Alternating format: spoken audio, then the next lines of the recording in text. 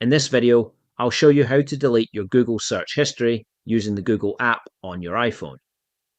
This removes the search history that's saved to your Google account. It doesn't delete your Safari browsing history or your Chrome browsing history, so keep that in mind. Before you begin, make sure you're signed in to the Google account where your search history is stored. Start by opening the Google app on your iPhone.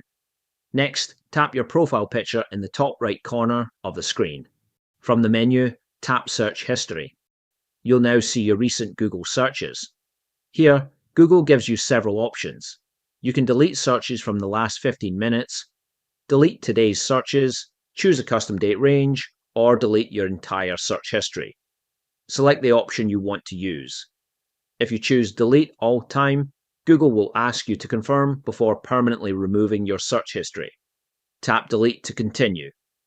Depending on how much search history you have, it may take a few moments for the deletion to finish. Because your search history is linked to your Google account, deleting it here will also remove it from your other devices that are signed in with the same account. If you'd rather not delete your history manually in the future, you can also tap Auto Delete and have Google automatically remove your search history every 3, 18, or 36 months. And that's it. You've successfully deleted your Google search history. If you found this video helpful, please give it a thumbs up and consider subscribing to the channel for more easy to follow tech tutorials. Thanks for watching, and I'll see you in the next one.